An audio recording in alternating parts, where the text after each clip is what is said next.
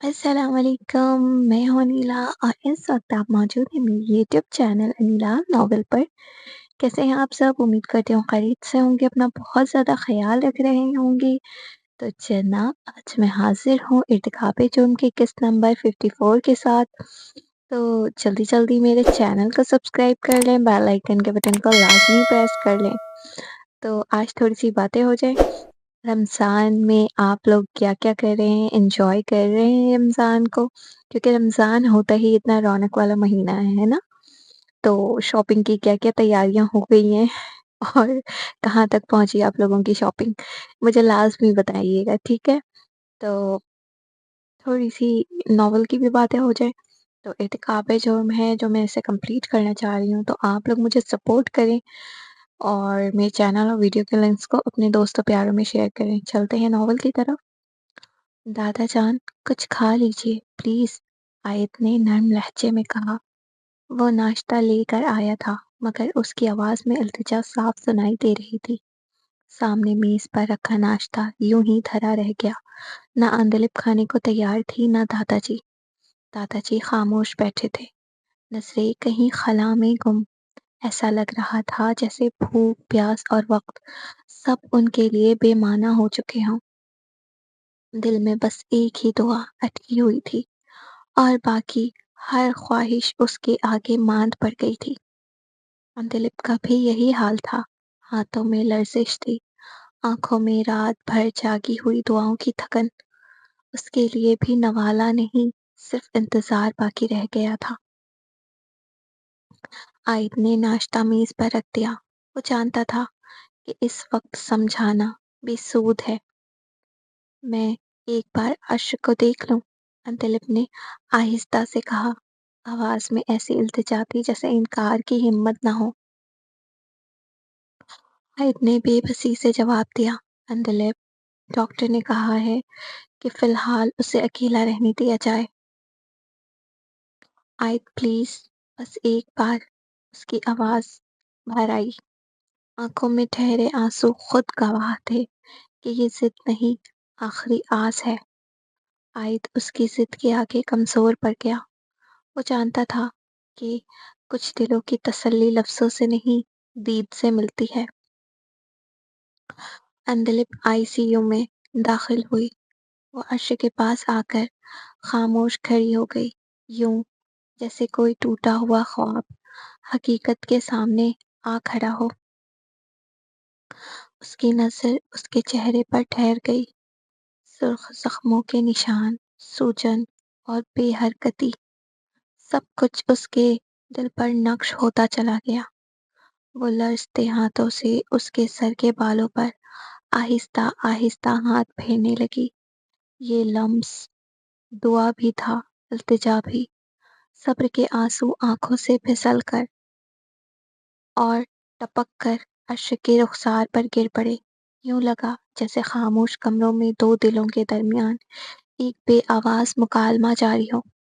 اچانک اندلب کو عرش کی انگلی میں ہلکی سی جنبش محسوس ہوئی، وہ لمحہ جو ایک صدی پر بھاری تھا۔ آیت، اس نے پوری طاقت سے پکارا، آواز میں حیرت، خوف اور امید ایک ساتھ سمٹ آئے۔ دادا جان!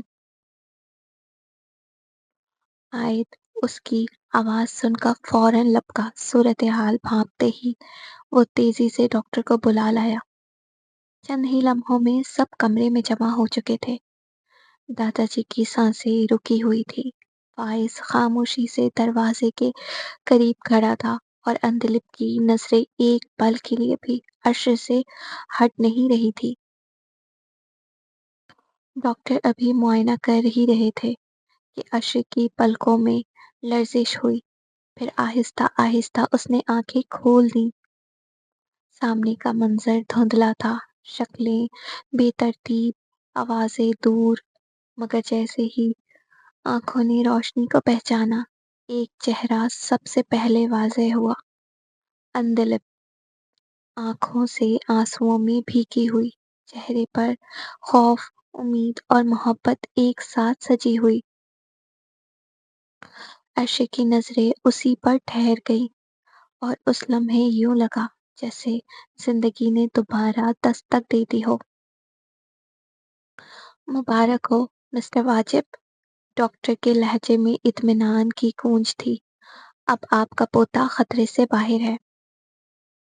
ये सुनते ही दादा जान के चेहरे पर वो मुस्कुराहट फैल गई जिसमें वो बरसों की दुआएं सिमट आई थी।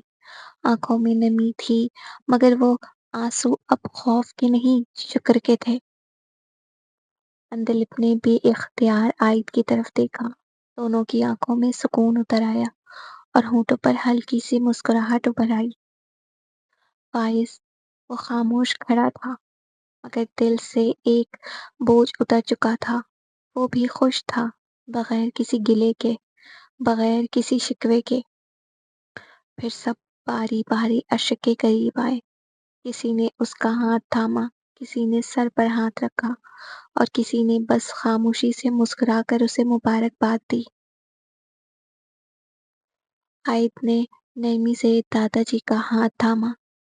दादा जान, अब आप घर चलें, बहुत हो गया, आपको आराम की जरूरत है। दादाजी ने एक बार पलटकर अशोक की तरफ देखा, आंखों में इत्मीनान और दिल में शुक्र का समुंदर लिए। फिर आहिस्ता कदमों से आयत के साथ रवाना हो गए। अंदलिब ने फाइज की जानिब रुख किया। उसकी आवाज में खुलूस और फिक्र दोनों शामिल थे। फाइज, अब आप भी घर चले जाएं। कल से आप भी बहुत परेशान रहे हैं। फाइज ने फौरन इनकार में सर हिला दिया। वो जाना नहीं चाहता था, दिल अभी वहीं अटका हुआ था। मगर अंदलिब के बार बार इसरार पर बिलाखिर वो मान गया। वो जाते हुए एक लम्हा रुका, नजरें भर आई, मगर चेहरे पर मुस्कुराहट रखे बाहर निकल गया। इधर अश्र को अब आम रूम में मुंतकिल कर दिया गया था। मशीनों का शोर कम हो चुका था और फिजा में सुकून उतर आया था। फसीलत, आज हम कहीं आइसक्रीम खाने चले? कबीर की आवाज फोन की दूसरी जानिब कतरे बेफिक्री लिए हुए थी। फसीलत ने एक लम्हा तौकफ किया, निगाहें मेज पर बिखरी फाइलों पर जम गई, मगर जहन कहीं और उलझा हुआ था। नहीं, उसकी आवाज में नरमी कम और बेजारी ज्यादा थी। मुझे ऑफिस का एक जरूरी काम है, मैं नहीं जा सकती। ये कहकर उसने मजीद किसी वजाहत के फोन बंद कर दिया। उसने मोबाइल हाथ में लिए कुछ देर यूं ही बैठे रहने को तरजीह दी।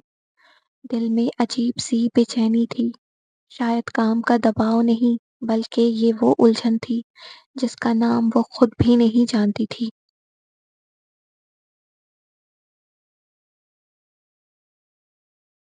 सम्मारा की ख्वाहिश के मुताबिक आयद ने उसके लिए एक महफूज मकाम पर घर दिलवा दिया था। ऐसा घर जहां दीवारें सिर्फ ईंट पत्थर की नहीं बल्कि इत्मीनान और तहफ्फुज की अलामत थी। फिलहाल समारा आतिफ के साथ नहीं रहना चाहती थी, मगर आतिफ उसका दिल मुतमईन न था। उसकी हिफाजत का खदशा आतिफ को हर लम्हा सता रहा था। वो जानता था कि जख्म मुंदमल होने से पहले निगरानी मांगते हैं, और ये भी कि जरा सी गफलत दोबारा सब कुछ बर्बाद कर सकती है। ये घर हर एतबार से तुम्हारे लिए महफूज है। तुम यहाँ कामिल इत्मीनान के साथ कयाम कर सकती हो। आतिफ ने निहायत संजीदगी से कहा, गोया अपने अल्फाज के जरिए उसके दिल को इस्तराब को थाम लेना चाहता हो। तमारा ने सरसरी सी निगाह उस पर डाली। उसकी आंखों में शक्कर की मदहम सी झलक थी, मगर उसके पीछे एक सर्द फासला भी हायल था। बहुत शुक्रिया, तुमने मेरे लिए हद से ज्यादा किया है। अगर जिंदगी ने मोहलत दी तो तुम्हारा ये एहसान जरूर चुका दूंगी। के लहजे में बेरुखी यूं नुमाया थी जैसे बर्फ की तह में लिपटा हुआ कोई जुमला हो, नर्म दिखाई देता हुआ मगर छूते ही सर्द। आतिफ के दिल पर उसके अल्फाज किसी अनदेखे बोझ की तरह आन गिरे। वो जानता था कि इस सर्द मेहरी का सबब वो खुद है। माजी की तो कोताहियां, بیجا فیصلے اور جذبے کی نادانی، یہ سب آج اس کے سامنے دیوار بن کر کھڑے تھے۔ اس نے ہلکی سی سانس لی، جیسے دل کے اندر اٹھتے ملال کو ضبط کرنا چاہتا ہو۔ اس نے دل شکستہ ہو کر کہا، سمارا، کچھ احسان ایسے ہوتے ہیں جنہیں جتایا نہیں جاتا، اور کچھ غلطیاں ایسی ہوتی ہیں جن کا کفارہ لفظوں سے ادا نہیں ہوتا۔ عاطف بخوبی آگاہ تھا کہ سمارا کی بے رخی دراصل اس کے اپنے اعمال کا پتر ہے، اور شاید اسی احساس نے اس کے دل کو سب سے زیادہ مجروح کر رکھا تھا۔ وہ اس کی طرف دیکھتا تو دل میں صرف ایک ہی دعا اٹھتی کہ وہ محفوظ رہے، چاہے اس کے لیے اسے اپنی جان ہی کیوں نہ قربان کرنی پڑے۔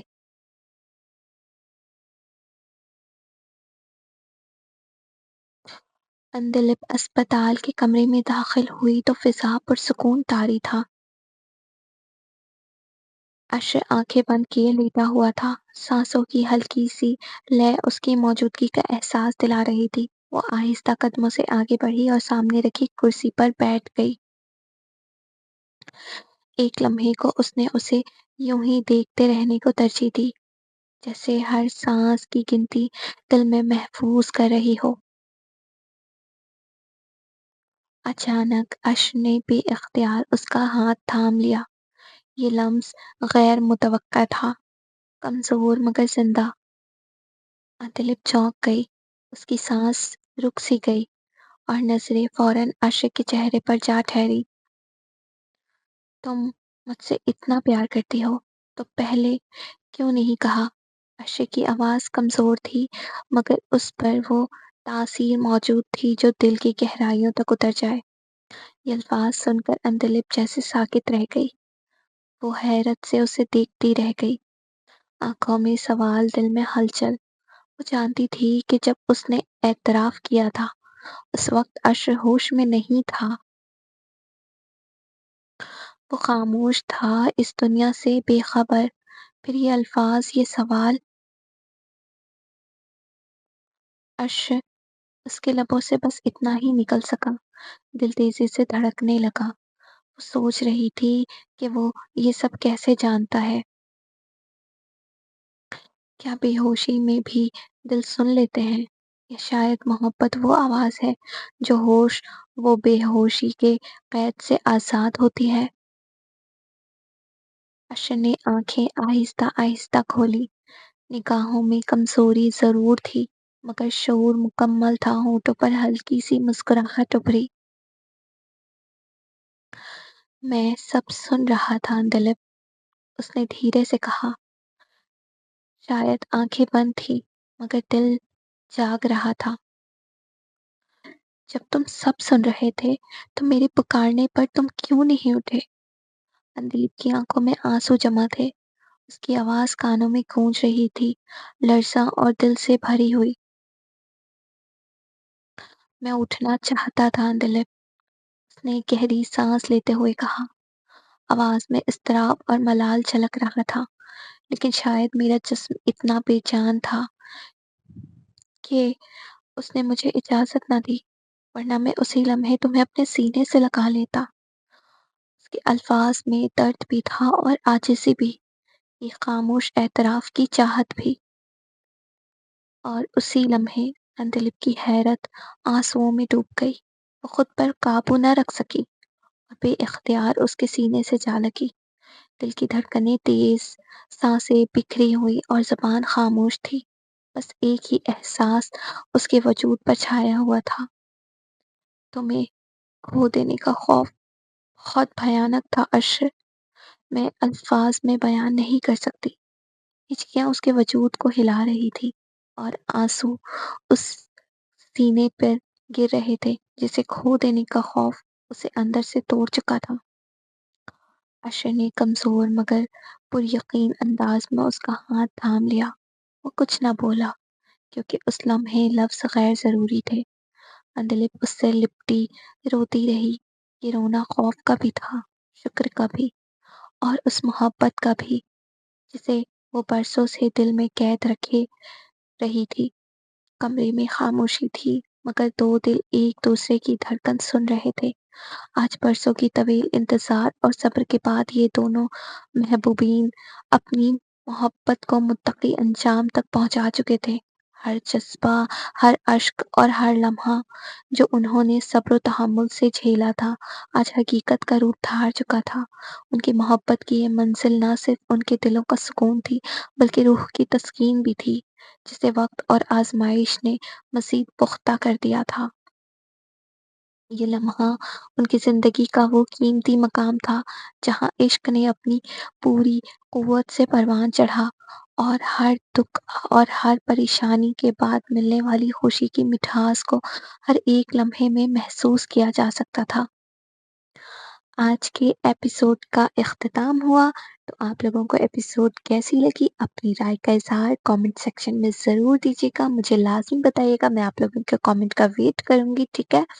تو ایپیسوڈ آج کل رمضان کی وجہ سے تھوڑا لیٹ اپلوڈ ہو رہی ہے، آپ لوگوں کو پتہ ہی ہوگا رمضان میں مصروفیات زیادہ ہوتی ہے، تو پلیز برا نہ منائیے گا۔ ملتے ہیں نئے ایپیسوڈ کے ساتھ، اپنا خیال رکھیے گا، اللہ حافظ۔